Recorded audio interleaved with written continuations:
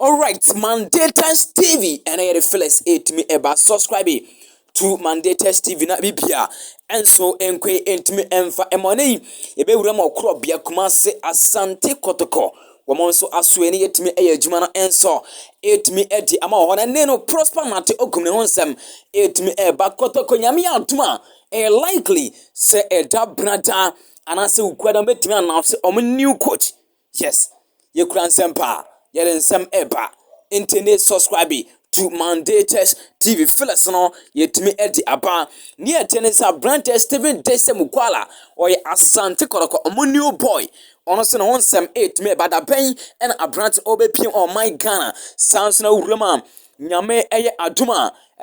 mensem ebo ensem eba Kotoko a brand ne dini aliam akono Thierry.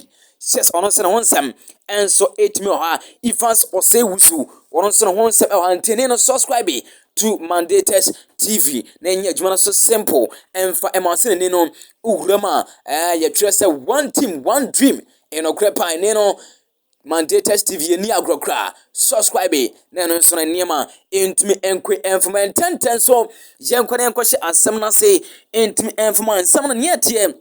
ene se coach and din ene prosper nate ogum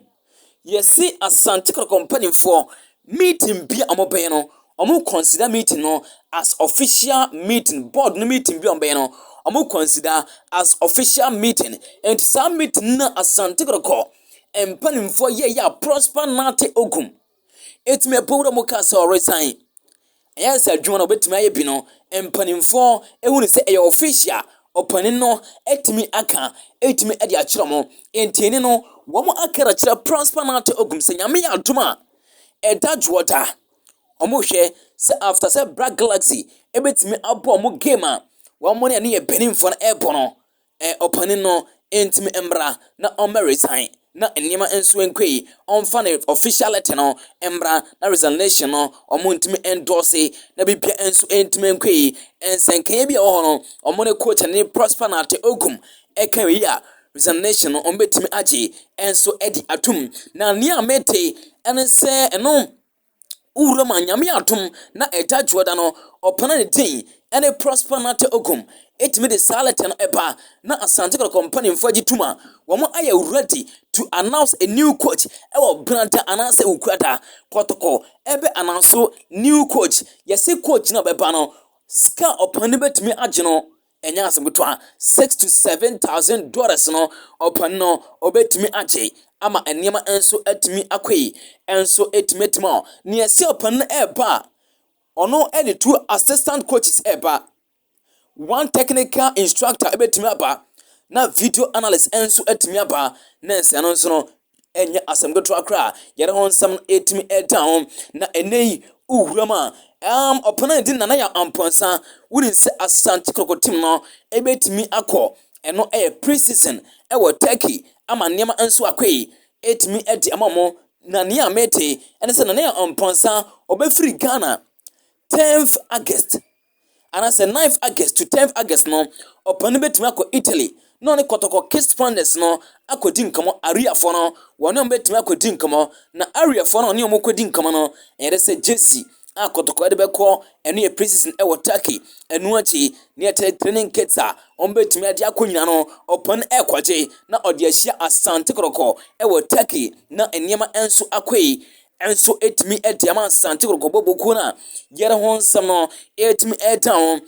me pa John Steven Dese Mukwala oya Asante Kotoko new signing nyame ya aduma edamenta enkosi kwasieda abrante betimi alante ewo Ghana obetimi alante ewo Ghana na enema nso atimi na enema afri adumu akwa adumu enso etimi edima abrante no obewura mu ewo Ghana na bibia enso atimi nyame ya aduma mementa emfiri mementa enkosi ne kwasieda to jojoda ne de na abrante Stephen Desi Mukwala etimi alante ewo Ghana Asante Kotoko wo new sign no nso ho asem no ana etimi town na Evans Osewusu wuri semadi kan be store demo se Asante company for ni apromo pe abrante no na ekemesi se na di no wan hwi ade no ebe mana yehu kakra esign se abrante ne Stephen Desi Mukwala eba Sansuna Alian Akono Thierry Eba George Infeke Rodrigue ebetena se onko ba bia Stephen Amankona enso betimi atena Sansuna Abrante ne din ene no eyodo ne etmachima Asante Kotoko omo poster boy no nso krenti no pokum nyina ebetimi atena na se bibia enso etimi akwei etimi Edmond Sunwan Nema ono nso betimi atena anase no yadwenem Nema no wɔn nso betumi atena enti ekeme sa branch and thing ɛne ifans ɔsɛ wusu do no wɔn hwi ade no ebetumi akolapse ɛne latest ayen second yɛre ho nsɛm etumi down subscribe to Mandatas TV subscribe na also leave you comment na nneɛma enso enkwe ɛmfa Mandatas TV latest a ɛbɛba na ebetumi ɛda bɛ down na bibia afiri adumu enso akɔ adumu ɛde ama wo.